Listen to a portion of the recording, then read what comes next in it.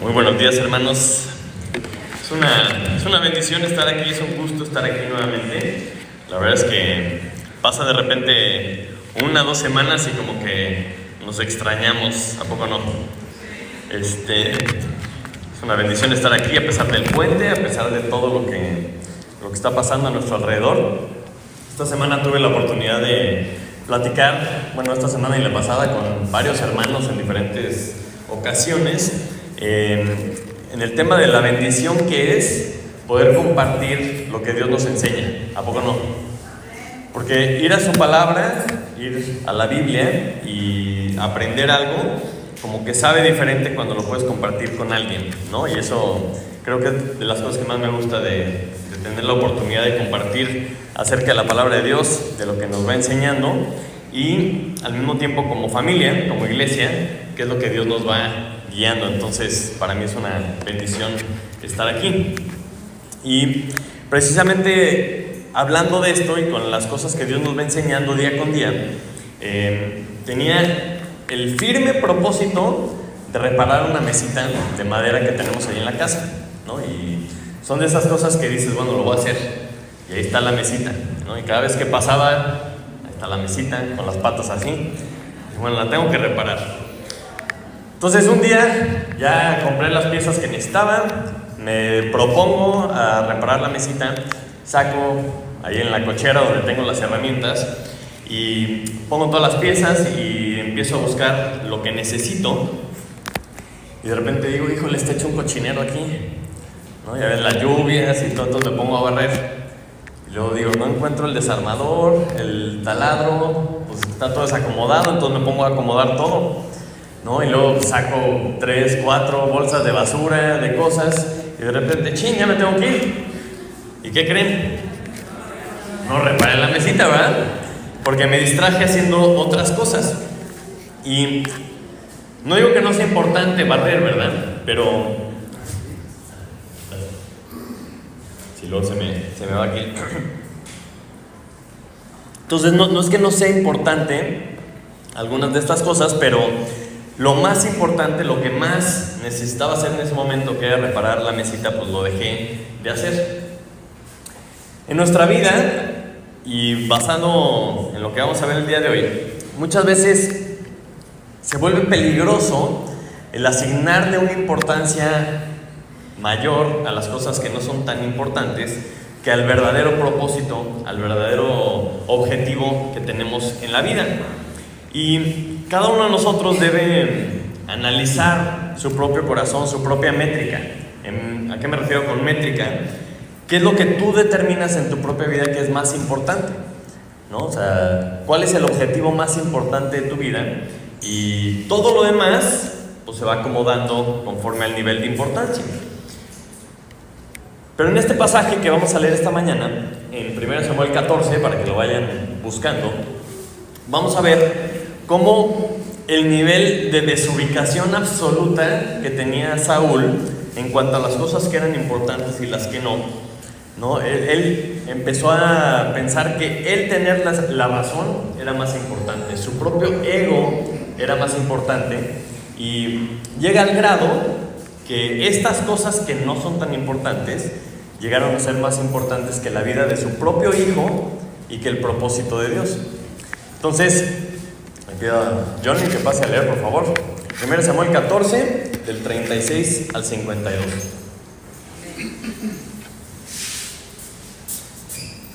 ¿Listos, hermanos? 1 Samuel 14, 36 al 52. Y dijo Saúl: descendamos de noche contra los filisteos, y los saquearemos hasta la mañana, y no dejaremos de ellos ninguno. Y ellos dijeron: haz lo que bien te pareciere. Dijo luego el sacerdote: acerquémonos aquí a Dios. Y Saúl consultó a Dios: ¿descenderé tras los filisteos? ¿Los entregarás en manos de Israel? Mas Jehová no le dio respuesta aquel día. Entonces dijo Saúl: venid acá todos los principales del pueblo y sabed y ved en qué ha consistido este pecado hoy. Porque vive Jehová que salva a Israel, que aunque fuere Jonatán mi hijo, de seguro morirá. Y no hubo en todo el pueblo quien le respondiese. Dijo luego a todo Israel: vosotros estaréis a un lado, y yo y Jonatán, mi hijo, estaremos al otro lado. Y el pueblo respondió a Saúl: haz lo que bien te pareciere. Entonces dijo Saúl a Jehová, Dios de Israel: da suerte perfecta. Y la suerte cayó sobre Jonatán y Saúl, y el pueblo salió libre. Y Saúl dijo: echad suertes entre mí y Jonatán mi hijo. Y la suerte cayó sobre Jonatán. Entonces Saúl dijo a Jonatán: declárame lo que has hecho. Y Jonatán se lo declaró y dijo: ciertamente gusté un poco de miel con la punta de la vara que traía en mi mano, y he de morir. Y Saúl respondió: así me haga Dios y aún me añada, que sin duda morirás, Jonatán. Entonces el pueblo dijo a Saúl: ¿ha de morir Jonatán, el que ha hecho esta grande salvación en Israel? No será así, vive Jehová, que no ha de caer un cabello de su cabeza en tierra, pues que ha actuado hoy con Dios. Así el pueblo libró de morir a Jonatán, y Saúl dejó de seguir a los filisteos, y los filisteos se fueron a su lugar. Versículo 47. Después de haber tomado posesión del reinado de Israel, Saúl hizo guerra a todos los enemigos en derredor, contra Moab, contra los hijos de Amón, contra Edom, contra los reyes de Sobá y contra los filisteos, y a donde quiera que se volvía era vencedor. Y reunió un ejército y derrotó a Amalec y libró a Israel de las manos de los que lo saqueaban. Y los hijos de Saúl fueron Jonatán, Isuí y Malquisua. Y los nombres de sus dos hijas eran el de la mayor, Merab, y el de la menor, Mical. Y el nombre de la mujer de Saúl era Ahinoam, hija de Ahimaaz. Y el nombre del general de su ejército era Abner, hijo de Ner, tío de Saúl. Porque Cis, padre de Saúl, y Ner, padre de Abner, fueron hijos de Abiel. Y hubo guerra encarnizada contra los filisteos. Todo el que Saúl veía era hombre esforzado y apto para combatir, lo juntaba consigo.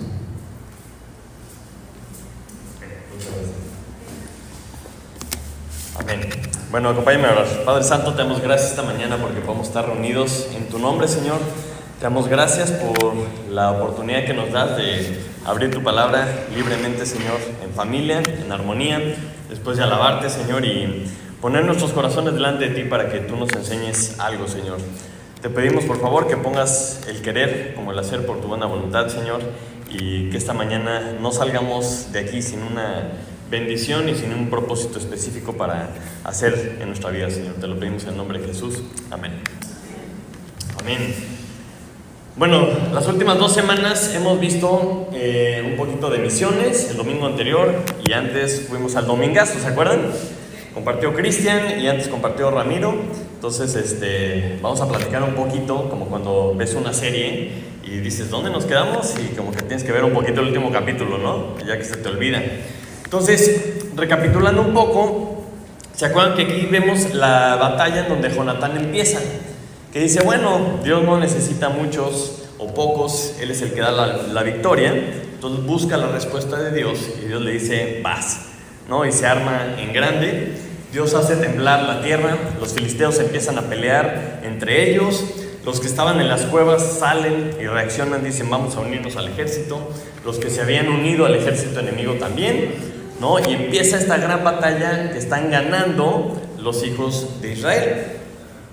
Pero mientras vemos esta batalla, esta historia de la fe de Jonatán, vemos en paralelo una historia de la religiosidad y la desubicación total de Saúl, ¿no? Beto nos predicó la última vez acerca de cómo estaba ahí abajo de un árbol, ¿no? Guardando las apariencias con el sacerdote que Dios había desechado y preguntando, ¿traemos el arca o no traemos el arca? Y este tipo de cosas. Y para colmo se inventa una nueva regla. ¿Sí se acuerdan de esta regla, no? Que dice que hace que el pueblo tome un juramento de que nadie iba a comer nada hasta que él venciera a sus enemigos. Y dices, caray, ¿no? Esta regla, Beto nos decía que era como un legalismo. Era una regla que Dios no había dicho. Dios no les había dicho que hicieran esto. Saúl se la inventó. Y Jonatán, si se acuerdan, dice acertadamente, mi padre ha turbado al país. Obviamente los había metido en apuros porque estaban en guerra, necesitaban energía, necesitaban fuerza para poder pelear y les había prohibido comer. Y no solo eso, sino que este legalismo, esta regla inventada por parte de Saúl, orilla a que el pueblo peque contra Dios, porque empiezan a avanzar en el ejército de los filisteos y se topan con sus animales, y estaban tan desesperados que empiezan a comerse a los animales con su sangre, ¿no? Y esto era un pecado verdaderamente serio en contra de Dios. Y veíamos cómo nuestras decisiones pueden ser de bendición para otros o de maldición. Y en en esta narración, en diferentes frentes de la historia, si se acuerdan, también Jonatán pues va por el bosque y agarra un poquito de miel, se la come y dice que sus ojos fueron abiertos. Y veíamos la similitud que tiene leer la palabra de Dios con que Dios nos abra los ojos. Pero al hacer esto quebranta el juramento que había hecho su padre. ¿Sí? ¿Se acuerdan? Estamos en el mismo canal. Entonces, para empezar esta mañana me gustaría que recordáramos cuál es la guerra que estaban luchando. ¿Por qué estaban peleándose contra los filisteos? En 1 Samuel capítulo 9, unas páginas para atrás, nos recuerda qué es lo que Dios quería con Saúl. 1 de Samuel 9:16, amén. Cuando está la historia hablándonos de cómo Samuel unge a Saúl, pero dice, Dios le está hablando a Saúl y le dice: mañana a esta misma hora yo enviaré a ti un varón de la tierra de Benjamín, al cual ungirás por príncipe sobre mi pueblo Israel, y salvará a mi pueblo de mano de los filisteos, porque yo he mirado a mi pueblo por cuanto su clamor ha llegado hasta mí. Entonces Dios tenía el plan de usar a Saúl como lo había usado anteriormente a Sansón y a los demás jueces. Era una persona que Dios iba a utilizar para librar a su pueblo de mano de los filisteos. O sea, la lucha, la batalla, la guerra era Dios y su pueblo contra los enemigos de Dios. ¿Ok? Entonces esa era la guerra. Y en este momento Jonatán había empezado esta guerra. No es como que estaban apenas viendo qué estaba pasando. Jonatán ya había empezado el ataque, ya había puesto en marcha esta victoria. Cuando empezamos a leer los versículos de esta mañana, ya estaban persiguiendo a los filisteos. O sea, imagínense un poquito la escena. Porque cuando hacían un campamento, imagínense, no sé, la película de Gladiador o de ese tipo de películas. O sea, literalmente tenían que mudarse ahí, había animales, había gente que se encargaba de la comida y había como que una distancia contra el enemigo, se coordinaban ahí los ataques y decían: mañana nos agarramos del chongo, ¿no? Entonces cuando empieza el ataque sorpresivo Jonatán y se empiezan a perseguir y empiezan a huir, como ya habíamos visto, empieza la batalla. Entonces llegan al campamento de los filisteos y ya no hay filisteos porque estaban huyendo.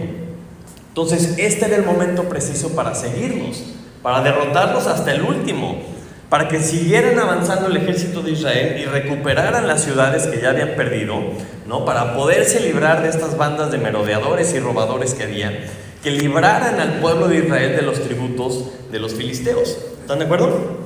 O sea, era el chiste, soltarse por completo de la mano opresora de los filisteos, como Dios lo había mencionado. Y esa era la batalla. Incluso el versículo 47 y 48 nos explica un poquito, como que se adelanta antes de empezar a hablar del detalle de otras batallas de Saúl.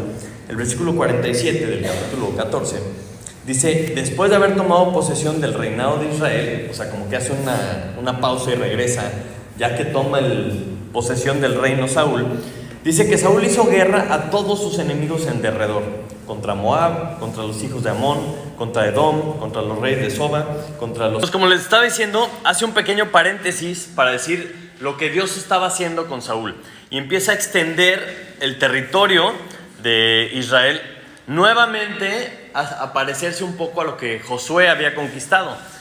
Dice que el territorio de Saúl, cuando fue rey, creció hacia el sur, es la tierra de Edom, hacia el este, hacia donde estaba Amón y Moab, también hacia el norte, hacia donde estaban los de Soba, y hacia el oeste, donde estaban los filisteos. Y ese era el chiste, esa era la batalla. De lo que estamos platicando ahorita es precisamente eso. La batalla que Saúl tenía que pelear con Israel era la batalla que Dios le había asignado, que era librar a la nación de Israel. ¿Ok? Pero el orgullo del rey y sus maravillosas ideas y sus maravillosas estrategias de guerra hicieron que él y que todo Israel se distrajera de la verdadera batalla. Y con esta distracción empiezan a alejarse del propósito de Dios. Porque en medio de toda esta batalla que tenían que estar siguiendo y persiguiendo a los filisteos, Saúl se inventa otra batalla. Versículo 36, vemos cómo es la continuación y dice: descendamos de noche contra los filisteos y los saquearemos hasta la mañana y no dejaremos de ello a ninguno. Así como yo salí y dije, voy a armar esa mesa, ¿no? Así está, bien firme en su visión. Y dijo el sacerdote, ¿verdad? Pues tenía que hacer su papel de sacerdote: acerquémonos aquí a Dios. Dices, ok, pues nadie le va a decir que no, ¿verdad? Y Saúl consultó a Dios y le pregunta: ¿descenderé tras los filisteos? ¿Los entregarás en mano de Israel? Dice: mas Jehová no le dio respuesta aquel día. Me llama mucho la atención que pregunte: ¿derrotaremos a los filisteos? Y todo el mundo así como, ¿cómo? O sea, pues ya estábamos en eso, ¿no? ¿De qué estás hablando? O sea, Dios ya le había contestado a Jonatán. Dios ya había dicho, vas. Ya habían empezado el ataque, ya habían empezado a huir. Incluso Saúl dice, los vamos a derrotar hasta que no quede ninguno. Pero como que dice, no, espérate, yo necesito un poco de atención. Necesito que me volteen a ver a mí. Yo necesito que Dios me conteste a mí, ¿no? En medio de esta batalla, para que la gente sepa que yo soy el que verdaderamente está a cargo, ¿ok? Entonces, de repente le pregunta a Dios y dice aquí la Biblia que no le dio respuesta. Dices, qué interesante, porque la conclusión a la que llega Saúl es una buena conclusión. Si Dios no contesta, es porque hay pecado. Entonces, acompáñenme a Proverbios. Proverbios capítulo 15, versículo 29.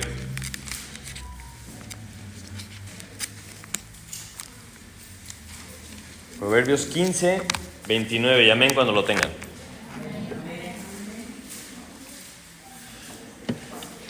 Y esto es algo que es un principio que vemos que se repite muchas veces.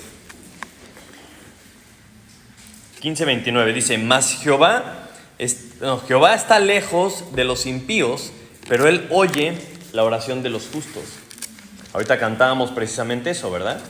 Que resiste a los soberbios, está lejos de los soberbios, pero escucha al justo. Un poquito más adelante, en Proverbios 28, capítulo 9, es un principio que vemos en discipulado para que también entendamos a veces por qué Dios no nos contesta. Dice: el que aparta su oído para no oír la ley, su oración también es abominable. O sea, en pocas palabras, si tú no le haces caso a Dios, si tú no oyes lo que Dios dice, pues ¿cómo esperas que Él te oiga de regreso? ¿No? Si Él se aleja de los impíos, se aleja de los soberbios, y tú no le haces caso, pues no es sorpresa que Dios no te esté escuchando. Y por último, para que vean que se repite en varios lugares, Juan 9:31. Juan 9:31 dice: y sabemos que Dios no oye a los pecadores, pero si alguno es temeroso de Dios y hace su voluntad, a ese oye. ¿Amén? Entonces, en principio podríamos decir que Saúl está bien, en el sentido de que seguramente alguien ha hecho algo malo y por eso Dios no nos está escuchando. Lo interesante es que automáticamente Saúl dice: alguien ha pecado, y no pensó, ¿yo habré pecado? O sea, se me hace muy interesante que su primera reacción es voltear a los demás a ver, ¿por qué a mí no me contesta Dios? Seguramente alguien más pecó. Entonces, si recapitulamos la historia, ¿quién había pecado recientemente? Vamos a ver, Saúl. Saúl ofreció sacrificio que no le correspondía. Ese es un pecado súper grave delante de Dios. Vemos unos versículos antes, el pueblo había pecado súper grave, habiendo comido la carne con todo y la sangre. O sea, estos eran pecados en contra de Dios. Si vemos el pasaje anterior, vemos que Saúl le prohíbe comer al pueblo. ¡Qué absurdo! Qué cosa tan terrible, ¿no? Y si pensamos esto históricamente, ¿cuánta gente ha prohibido leer la Biblia? Dices, bueno, qué tremendo. Entonces, en el corazón de Saúl está, alguien pecó. Y él estaba indignado porque alguien había roto su juramento. O sea, y el juez, ¿no? Él se había vuelto el juez, se iba a morder un poco la lengua. Creo que se los había puesto allá arriba, pero Romanos 2:1, se los leo rápidamente. Dice, por lo cual eres inexcusable, oh hombre, quien quiera que tú seas, que juzgas, pues en lo que juzgas a otro te condenas a ti mismo, porque tú que juzgas, haces lo mismo. O sea, Saúl está bien preocupado, según esto, porque alguien ha de haber pecado, pero no estaba preocupado por el pecado contra Dios, sino con el pecado en contra de su juramento. Dice el versículo 38. Entonces dijo Saúl, venid acá todos los principales del pueblo y sabed y ved en qué ha consistido este pecado hoy. Porque vive Jehová que salva a Israel, que aunque fuere en Jonatán mi hijo, de seguro morirá. Y no hubo en todo el pueblo quien le respondiese. Han de haber dicho, pues se va a sorprender, porque muchos de ellos sabían que Jonatán había comido. Y si vemos el pasaje, dices, pues todavía no ganaban y ya muchos habían comido. ¿Están de acuerdo? Comieron la carne y él había dicho que no podían comer hasta que no vencieran a sus enemigos. Y como empieza el versículo 33, nos da una idea perfectamente clara de que todavía no habían ganado. Entonces han de haber dicho, chin, pues, a ver, ahora sí que a ver cómo nos va. Entonces Dios no le contesta, pero sí le contesta en suertes, porque la suerte es de Jehová. Y siento como un poquito de sarcasmo de parte de Dios, como diciendo, ¿quién pecó en contra de mí o quién pecó en contra de ti? ¿No? O sea, ¿qué es lo que en realidad quieres descubrir? ¿Quién pecó en contra de Dios o quién pecó en contra tuya, verdad, don Saúl? Entonces déjame te muestro. Ya echan suertes y sale Jonatán. Y claramente Jonatán no había pecado en contra de Dios, había pecado en contra de la ley esta que se inventó su papá. Y poner tus propias leyes siempre es un juego peligroso. Entonces, mientras estamos platicando todo esto, la historia sigue, ¿ok? La historia sigue y el tiempo también está avanzando. Y todo este tiempo, mientras Saúl está que si sí, que si no, que si suertes, que si júntense todos y vamos a ver, mientras todo esto está pasando, los filisteos ya están más lejos. Los filisteos ya se están juntando, ya están platicando, están viendo qué pasó. Se están volviendo a organizar, están agarrando más fuerza, ¿verdad? Y el ejército del rey, ¿qué está haciendo? No, que tú, que yo, que no, como Spider-Man, ¿no? ¿Sí? Viendo quién tenía la culpa. Y el problema de todo esto es que ¿a quién le convienen estas distracciones? Al enemigo.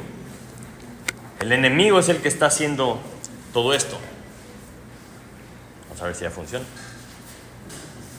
Bueno. No se asusten, ¿eh? Amén. Entonces, mientras Saúl está preocupado por esta revelación nueva, por tener este reconocimiento de quién es el que había pecado en contra de él, no necesariamente en contra de Dios, mientras tanto el enemigo sigue avanzando, se sigue yendo, se sigue fortaleciendo. Entonces podemos ver cómo estas distracciones al único que benefician es al enemigo. Entonces hacemos una pequeña pausa y vemos cómo podemos aplicar esto nosotros.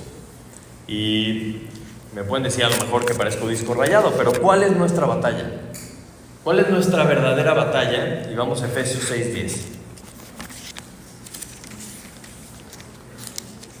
Efesios 6:10. A estas alturas ya no lo sabemos de memoria. Efesios 6:10, amén. Dice, por lo demás, hermanos míos, fortaleceos en el Señor y en el poder de su fuerza. Vestidos de toda la armadura de Dios para que podáis estar firmes contra las acechanzas del diablo. Porque no tenemos lucha contra sangre y carne, sino contra principados, contra potestades, contra los gobernadores de las tinieblas de este siglo, contra huestes espirituales de maldad en las regiones celestes. Les digo, lo hemos visto una y otra vez, es una lucha espiritual la que tenemos. Estamos luchando contra Satanás, contra sus estrategias, contra sus planes, contra sus huestes. Estamos luchando contra el mundo, ¿no? Sus mentiras, el sistema que nos rodea, cómo todo nos está alejando de Dios. Y estamos luchando también contra nuestra carne, contra nuestra naturaleza pecaminosa, nuestras concupiscencias, que quieren todo lo opuesto a lo que Dios quiere. Amén. Y estos tres están queriendo frenar el plan de Dios, queriendo arruinar su creación, queriendo opacar la gloria que es para nuestro Dios. Y esa es la lucha en la que debemos estar enfocados. Entonces, si por alguna razón se nos ocurre inventar otras batallas, inventar otros pleitos, inventar otros propósitos, nos van a distraer del verdadero propósito que Dios tiene para nosotros, y el enemigo va a tener un respiro. El enemigo se va a relajar, va a descansar, se va a reagrupar, va a volver a atacar. Yo creo que cada uno de nosotros puede ver cómo estos enemigos nos afectan, cómo nos siguen molestando, cómo nos siguen estorbando, cómo nos siguen alejando del propósito de Dios, desde nuestra carne hasta Satanás, el mundo, etcétera, etcétera, etcétera. Pero entonces, cuando empezamos a engancharnos en estas batallas, porque alguien pecó en contra de mi ley, no estoy hablando de cuando alguien te ofende, ¿verdad? Obviamente eso hay que atenderlo y hay que sanarlo, y el amor de Dios es lo que nos debe gobernar. Estoy hablando de cuando alguien peca en contra de tu ley, de tus estándares, algo que tú estás inventándote, que es algo que no ha dicho Dios. Porque lo grave de esto es que lo ponemos por encima de las leyes de Dios. O sea, nuestros estándares o nuestras reglas las ponemos por encima de las reglas de Dios, y estamos ocupados en estos pleitos en vez de estar atendiendo la batalla que en realidad deberíamos estar batallando, como los filisteos. Entonces debemos entender que las leyes, las verdaderas, las que importan, las hace Dios. Dios es el único que nos dice qué está bien y qué está mal. ¿Están de acuerdo? Por eso nos dejó su palabra, por eso motivamos a que todos la leamos, para que todos estemos bien enterados, todos tengamos acceso a la miel, a la luz, a la verdad, para que entre todos entendamos qué es lo que Dios dice y no nos agarren ahí medio en curva cuando alguien se inventa alguna ley que no es lo que Dios dice. Entonces, si Dios determina lo que debemos hacer y lo que no, la Biblia es muy clara. 1 Corintios 10:23, de los primeros versículos que me aprendí de memoria cuando era más joven, dice: todo me es lícito, pero no todo me conviene. Todo me es lícito, pero no todo edifica. Amén. Básicamente Dios te dice: mira, puedes hacer lo que quieras, pero no todo te conviene. Y su palabra está llena de bendiciones y maldiciones, de advertencias, de cosas que debemos hacer, pero pues tú puedes hacer lo que quieras. Nada más debes de saber que viene junto con las consecuencias. Y Dios dice: tú sabrás, ¿ok? O sea, por eso no podemos obligar a nadie a hacer nada. Por eso las dictaduras no funcionan. Por eso las dictaduras lo único que generan es resentimiento, porque haz esto o te mato. No, pues bueno, sí lo hago, pero no lo haces porque tú quieres. Y cuando tú te inventas leyes, cuando tú te inventas reglas, cosas que Dios no dijo, generalmente pierden todos. No sé si se acuerdan de la historia del juez Jefté. Está en Jueces 11 para que luego lo vean. Pero este juez dijo: Señor, si me das la victoria esta tarde contra mis enemigos, la primera persona que me salga a recibir, la sacrifico para ti. Excuse me, ¿de dónde te inventaste esa tarugada? O sea, Dios jamás dijo que sacrificaras a nadie. ¿De qué estás hablando? Pero él pues quería verse muy espiritual, ¿verdad? Dijo: la primera persona que salga la sacrifico. Para su sorpresa, pues sale su hija, ¿verdad? Bien alegre de que regresó el papá vivo. Y el otro: ¡ay, mi hija, te tengo que matar! Impresionante, porque lo mismo hace Saúl. Pues aunque sea Jonatán, también lo voy a matar porque violó mi regla. Y cuando tú haces algo para parecer más espiritual, cuando tú te inventas una ley, vas a acabar escogiendo tu pecado, porque vas a pecar. O escoges romper tu propia palabra, ¿no? Porque Dios dice que si le haces una promesa a Dios, más te vale que la cumplas, ¿no? Que es lo que pasó con este Jefté. Y él decidió, o rompo mi palabra o mato a mi hija. No, pues mato a mi hija. Pero acabó pecando en contra de Dios. Y lo mismo hace Saúl. Nada más que en esta ocasión el pueblo libró a Jonatán. Dice el versículo 43. Entonces Saúl dijo a Jonatán: declárame lo que has hecho. Y Jonatán se lo declaró y dijo: ciertamente gusté un poco de miel con la punta de la vara que traía en mi mano, y he de morir. Si no es ridículo, papá, no exageres. O sea, es más, yo ni sabía que había un juramento. Y Saúl respondió: así me haga Dios y aún me añada, que sin duda morirás, Jonatán. Y así, a ver, pense, dice el pueblo. A ver, aguanta. Dijo el pueblo a Saúl: ¿ha de morir Jonatán, el que ha hecho esta grande salvación en Israel? Dice: no será así. Vive Jehová que no ha de caer un cabello de su cabeza en tierra, pues que ha actuado hoy con Dios. Así el pueblo libró de morir a Jonatán. Pero Saúl ya iba sobres. Ya iba pero a matarlo, y ciertamente morirás, y haciendo juramentos con Dios y todo. Y el pueblo le iguala el juramento: así nos haga Dios y aún nos añada, que ni un pelo le vas a quitar. Y dices: qué tremendo que el juicio, el veredicto y la sentencia de Saúl fue mucho más severa que lo que Dios había hecho con él. Que el veredicto y la sentencia que Dios había tenido con él. Lo que Saúl había hecho era digno de muerte, haber ofrecido sacrificio. Y Dios dice: bueno, tengo un problema, ¿verdad? Porque yo dije que iba a librar a mi pueblo por medio de este señor. Y efectivamente lo hace, pero después termina muriendo en la batalla, como vamos a ver más adelante, spoiler, ¿verdad? Y también lo que el pueblo había hecho era digno de ser cortado, como dice Levítico 17. O sea, si tú comías la carne con toda y su sangre y no la derramabas antes, era un pecado terrible para Dios. Y eran cortados de su pueblo. Entonces vemos cómo hay una disparidad en la importancia que le asignan a sus leyes a lo que Dios había dicho.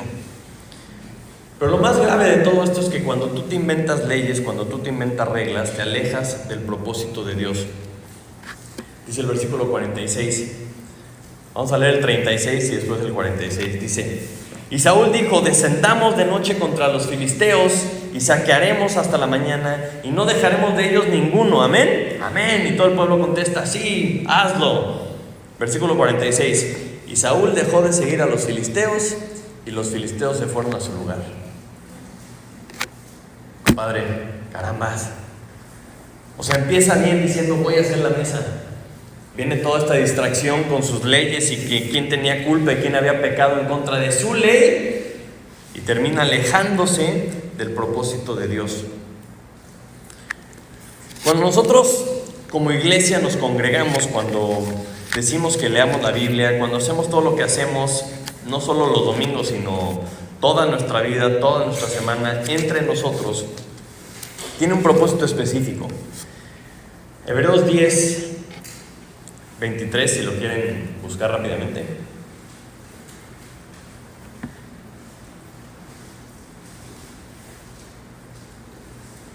Hebreos 10, 23, amén.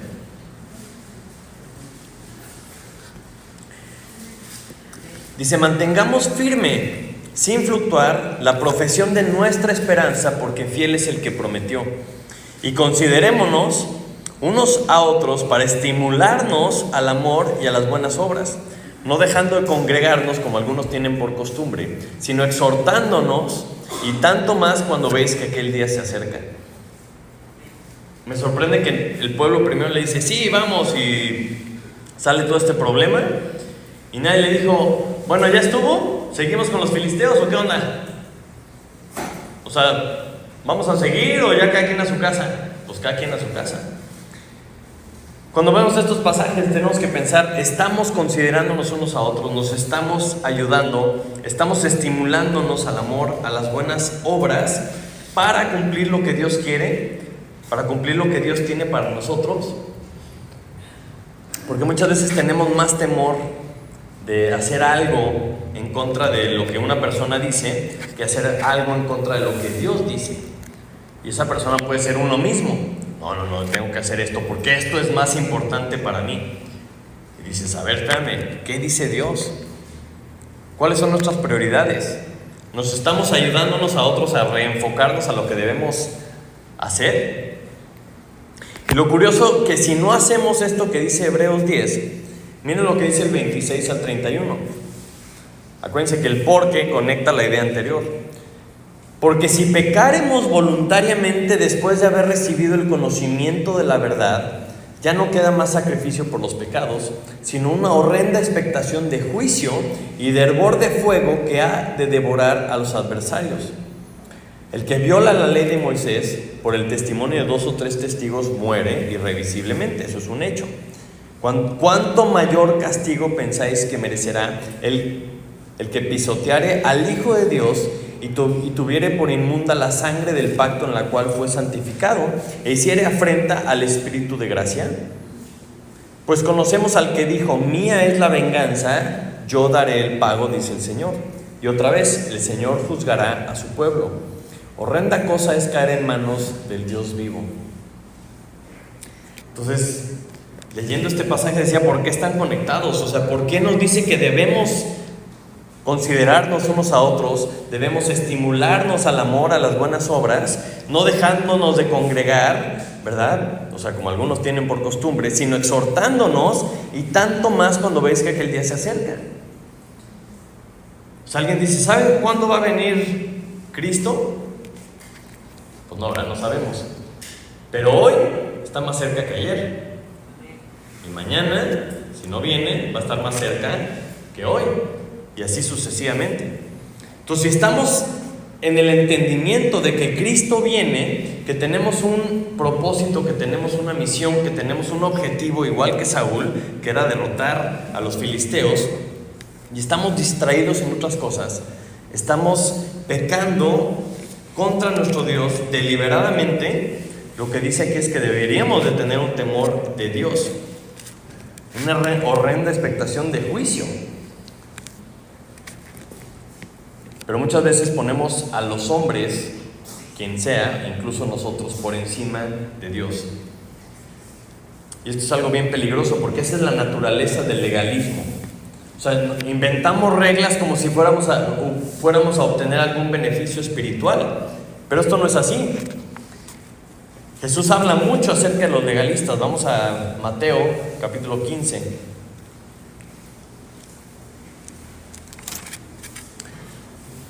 Mateo 15, del 7 al 9.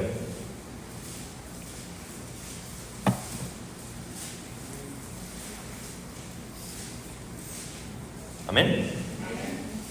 Dice, hipócritas, bien profetizó de vosotros Isaías cuando dijo, este pueblo de labios me honra, mas su corazón está lejos de mí, pues en vano me honran, enseñando como doctrinas mandamientos de hombres.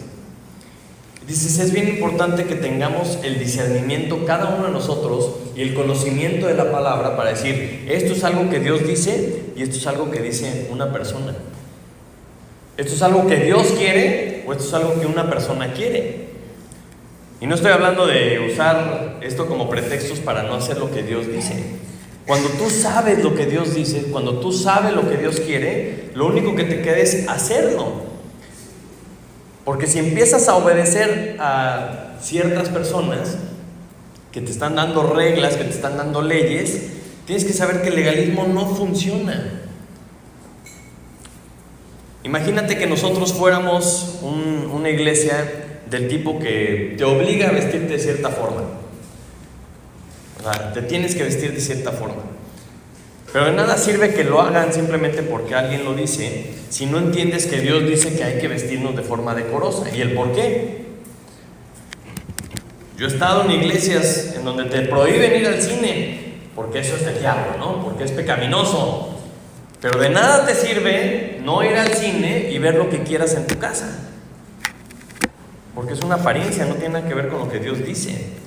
A lo mejor sería mejor decir, guarda tu corazón, ¿verdad? ¿Qué es lo que Dios dice? Guarda tu corazón, guarda tus ojos, ¿qué estás viendo? Ah, bueno, entonces no es una regla de que no tengo que ir al cine, no, pues mejor más bien cuida lo que estás viendo. De nada sirve una lista de prohibiciones si nuestro corazón no cambia. Si Dios no pone en nosotros el querer como el hacer por su buena voluntad. Si no somos transformados por medio de la renovación de nuestro entendimiento, por medio de la palabra de Dios, de nada sirven las reglas. Mateo 23, del 1 al 4, Jesús le sigue diciendo, hablando fuerte. Mateo 23, 1, amén. Dice: entonces habló Jesús a la gente y a sus discípulos diciendo: en la cátedra de Moisés se sientan los escribas y los fariseos. Así que todo lo que os digan que guardéis, guardadlo y hacedlo. ¿Por qué? Pues porque estaban enseñando a Moisés, ¿ok? Mas no hagáis conforme a sus obras, porque dicen y no hacen. Porque atan cargas pesadas y difíciles de llevar y las ponen sobre los hombros de los hombres, pero ellos ni con un dedo quieren moverlas. Es que tremendo que les dice Jesús: háganle caso porque están enseñando a Moisés, a la Biblia, pero no hagan como ellos hacen, porque ponen cargas pesadas y les dicen todo lo que tienen que hacer, pero ellos ni de chiste lo hacen. Y Dios nos advierte contra este tipo de gente.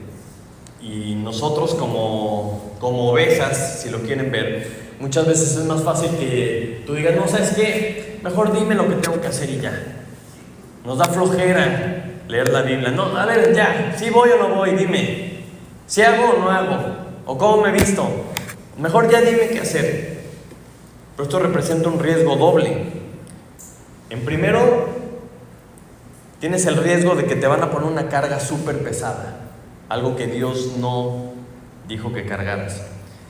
Y en segunda, te estás exponiendo a obedecer a una persona y no a Dios. La única forma en que sabes si estás obedeciendo a Dios es si sabes lo que Dios dice. Y si alguien te dice lo que Dios dice, pues hazle caso. Pero tienes que saber lo que Dios dice para saber que estás obedeciendo a Dios. ¿Tiene lógica? No es que me dijo el pastor, está bien, qué bueno, pero ¿te está diciendo lo que Dios dice? Sí, ¿cómo sabes? Pues porque es buena onda. No, porque yo sé lo que Dios dice y es exactamente lo que tenemos que hacer. Amén. Entonces estamos todos caminando en armonía con lo que Dios dice, animándonos al amor y a las buenas obras.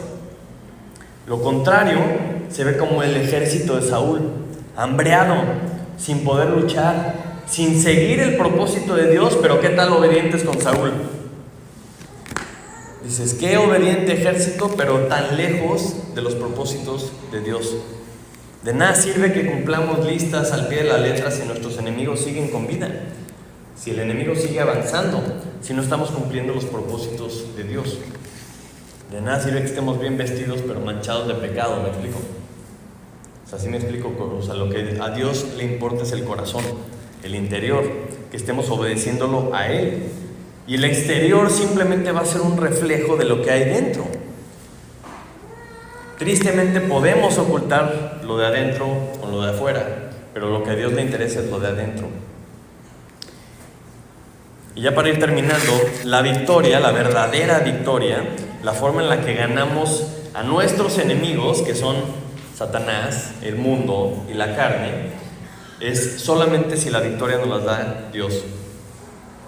Si entendemos que estamos en una batalla espiritual, entendemos que solamente Dios nos puede dar la victoria, amén.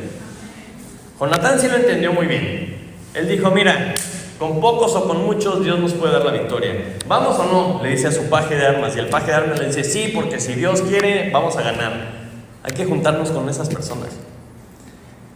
Saúl no lo entendió. Saúl estaba acá guardando las apariencias, inventándose reglas, ¿no? Haciendo toda la caravana y todo el show. Y él pensó que necesitaba ayudarle a Dios. Te prometo que no voy a comer hasta que venzamos a los enemigos. ¿Es ridículo?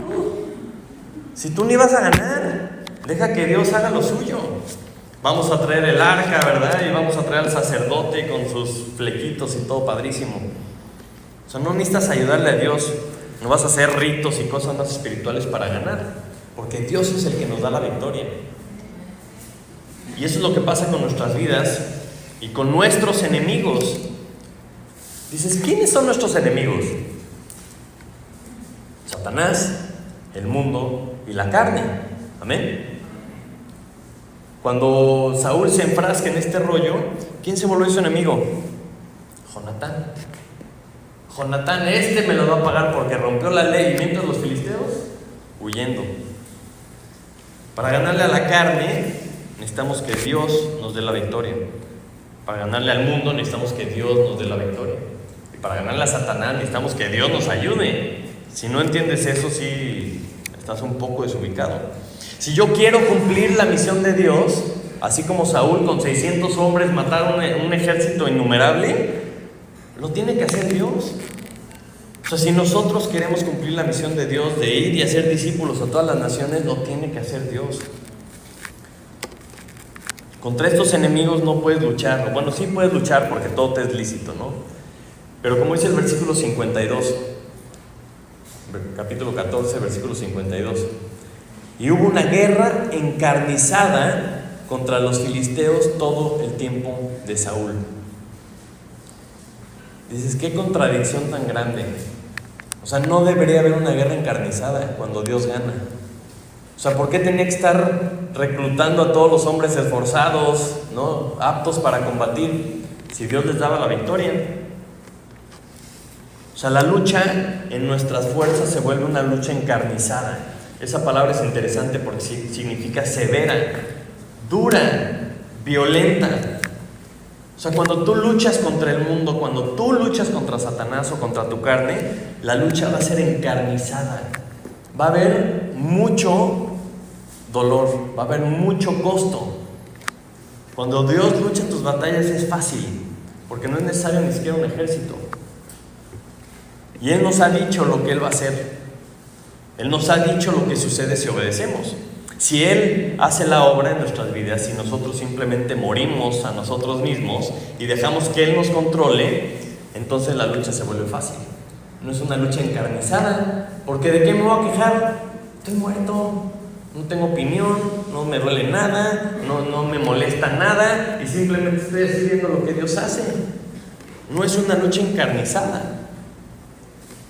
Y debemos juntarnos, debemos unirnos, como dice el versículo 45, que el pueblo no dejó morir a Jonatán. Dice que no va a ser así, vive Jehová, no ha de caer un cabello de su cabeza en tierra, pues que ha actuado hoy con Dios. ¿Quién a tu alrededor está actuando con Dios? Ay, no, pues no sé, caras vemos, corazones no sabemos, ¿no? ¿Cómo sabemos que Dios estaba actuando con Jonatán? Pues por los frutos. Por los frutos nos conocemos. Entonces no busques religiones, no busques ritos, no busques confort, no busques apariencias, no busques lo que busca el mundo. O sea, no dejes que la gente te ponga cargas humanas. Más bien busca qué es lo que dice Dios, qué dice su palabra. Ve a esa miel que te va a abrir los ojos y vas a entender, su carga es muy ligera. Y si te dejas cargar por las cargas que te da la gente que te pone cargas, el problema es que todo el mundo, todos los involucrados van a acabar pecando de muchas formas y van a acabar derrotados. Y esa es la lucha, ¿verdad?, que estamos viendo aquí. Tenemos estos dos extremos. Tenemos a Jonatán actuando con fe, confiando en Dios, viendo resultados, una victoria sobrenatural, tembló la tierra, cosas espectaculares. Y en contraste vemos a Saúl con sus pleitos internos, con sus juicios, acusaciones, apariencias, distracciones, mientras el enemigo se escapa, sigue vivo y le va a causar una de dolores de cabeza el resto de su reinado que dices, no puede ser posible. Entonces, hay muchísimas aplicaciones, podemos hablar de muchísimas aplicaciones, pero las personas que están en autoridad de cualquier tipo tienen una responsabilidad tremenda. Si me dices, el gobierno tiene una responsabilidad tremenda de mantener la justicia, de cuidar el orden, de proteger a la nación. Esas son sus responsabilidades. Si no la hacen, si no las cumplen, le van a rendir cuentas a Dios. Los padres tienen la responsabilidad de proveer, la responsabilidad de criar a los hijos, porque pues, los niños, ¿verdad?, son el futuro de la nación, son el futuro de la iglesia, son el futuro de todo, son la base de la sociedad. Amén. Una responsabilidad tremenda. Los líderes de la iglesia también. Los líderes de la iglesia me refiero a cualquier nivel. O sea, somos responsables de acercar a la gente a Dios, de funcionar como una guía para el crecimiento espiritual, un ejemplo de cómo obedecer a Dios. Amén. Estamos puestos para discipular, para inculcar el temor de Dios y a fin de cuentas para cumplir el propósito de Dios como iglesia. Entonces piensa, ¿qué rol tienes tú dentro de la iglesia? Y a lo mejor dices, no, pues yo todavía no tengo ninguno. Ok, pero ahí tienes alguna inquietud. Y quiero que pienses tantito en las cosas que te han dicho, que has visto en TikTok, que has escuchado de otras personas en esta búsqueda que tienes. O sea, las cargas que tú tienes, ¿están puestas por Dios o están puestas por el hombre? O sea, ya no aguantas, ya estás agotado, ya no sabes qué hacer y demás. Puede ser que estés escuchando personas que te están diciendo, así es como obtienes el favor de Dios. Dejando de comer, así es como Dios te contesta todas tus oraciones. Así es como vas a poder vencer a tus enemigos, ¿no? O untándote esta cosa, poniéndote esta menjurje 2-3 veces al día y mágicamente Dios te va a contestar. Dices, ¿qué está pasando? ¿Qué es lo que Dios dice? Mateo 11:28.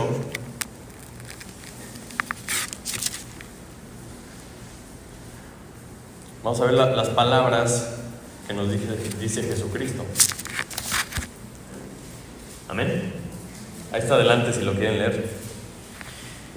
Dice, venid a mí, todos los que estáis trabajados y cargados, y yo os haré descansar. Llevad mi yugo sobre vosotros y aprended de mí, que soy manso y humilde de corazón, y hallaréis descanso para vuestras almas. Porque mi yugo es fácil y ligera mi carga. O sea, el yugo del pecado, el yugo de la culpa, el yugo de las obras es verdaderamente pesado. Pero el yugo de Jesucristo es fácil y es ligera su carga. Y dice que vengamos a Él para encontrar, para hallar descanso. Ese descanso que solamente encontramos en Jesús. Las consecuencias del pecado son eternas. No sé si lo sabías, pero la Biblia dice que la paga del pecado es la muerte. Y una muerte eterna, una separación eterna de Dios. Pero las consecuencias de estar en Cristo también son eternas. Y las consecuencias de estar en Cristo es la vida eterna. No solo es descansar en este momento y en una eternidad, sino que es descansar en Él, porque tienes la eternidad resuelta. Si tú no has hecho esto, te invito a que le entregues tu vida a Jesucristo. Y nosotros como hijos, como iglesia, no podemos perder de vista lo más importante. O sea, porque ¿para qué seguimos aquí? O sea, si empezamos a enfocarnos en las distracciones como Saúl, cuando le asignamos más valor a las cosas de las que Dios le asigna valor, nos vamos a empezar a distraer. Y si estamos en esta vida, en esta tierra, la batalla que debemos de seguir cuando estamos aquí, solamente en primer lugar la vamos a ganar si estamos en Cristo. Y vamos a poder hacer lo que Él dice. Acompáñame a 1 de Juan. Y con eso terminamos. 1 de Juan, capítulo 5.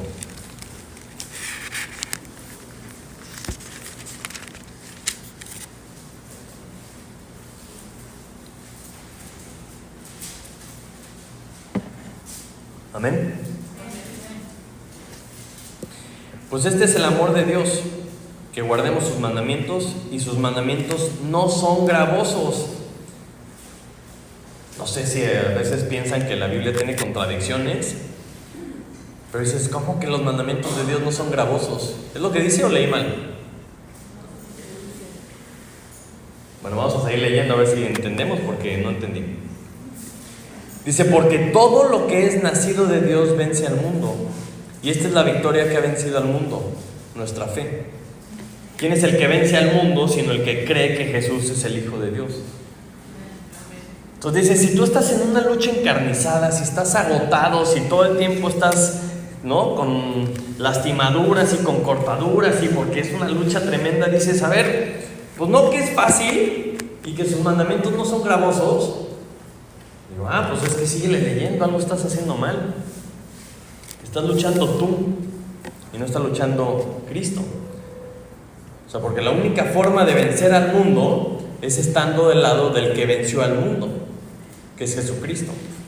La única forma de tener la victoria es por medio de nuestra fe en Él. No podemos vencer al mundo, no podemos vencer a la carne, no podemos vencer a Satanás si no estás en Cristo. Y les digo, no hay otra fórmula. Y aquí dice que es algo fácil, no es gravoso. Si a ti te es gravoso obedecer a Dios es porque estás vivito, es porque lo estás intentando hacer tú. Y estás yendo en contra de cada célula de tu cuerpo, de cada gota de tu naturaleza pecaminosa y no vas a poder. La única forma es entregarte a Cristo porque Cristo ya venció. Entonces no se trata de ritos, no se trata de costumbres o rituales matutinos o pomadas o remedios caseros o reglas que tenemos que hacer para salir victoriosos. No se trata de eso, se trata de en dónde estamos. Estamos en Cristo, no necesitas un ejército. Solo en Cristo podemos vencer a los enemigos. Solo en Cristo podemos seguir adelante con la misión. Y unos a otros animándonos a decir, ahí están los filisteos, no se te olvide. Ya se les había olvidado la batalla. Recordarnos unos a otros cuál es la batalla en la que estamos. Porque si nos distraemos, el enemigo avanza. Si nosotros estamos enfocados en Él, si como familia todos estamos enfocados en Él, entonces sí avanzamos. ¿Y qué significa que avanzamos? Que el mundo va a tener un poquito más de luz en vez de un poquito más de oscuridad. Si nosotros hacemos lo que Dios quiere, va a haber más conocimiento de Jesucristo y menos ignorancia. Si hacemos lo que Dios dice, va a haber más amor y va a haber menos odio. Si hacemos lo que Dios dice, va a haber más gloria a Dios con cada una de nuestras vidas. Vamos a orar. Padre Santo, te damos gracias esta mañana por tu palabra, Señor. Te damos gracias porque podemos acudir a ella, Señor, libremente. Podemos conocer tu corazón por medio de ella, Señor. Padre, con esta historia que vemos en la mañana, yo te pido que nos ayudes a mantenernos enfocados en ti, mantenernos enfocados en cuál es la lucha que tenemos, Señor. Que no nos distraigamos, que no nos alejemos de tus propósitos por otras distracciones, Señor, que no son importantes. Que no pongamos nada ni nadie por encima de ti, Señor. Que tú seas nuestro todo, que tú seas nuestro ayudador, nuestro Señor, nuestro Salvador, nuestro guía. Y Padre, que todos juntos como familia tengamos ese mismo sentir. Que todos estemos en el mismo canal. Que cuando alguien dude, que cuando alguien titubee, que cuando alguien se distraiga, Señor, todos juntos, unánimes como familia en ti, Señor, podamos jalarnos de regreso y cumplir la misión que tú tienes para nosotros, Señor. Que nuestra iglesia sirva para tu obra, Señor, que cada cosa que hagamos sea para glorificarte a ti, Señor. Te lo pedimos en el nombre de Jesús. Amén.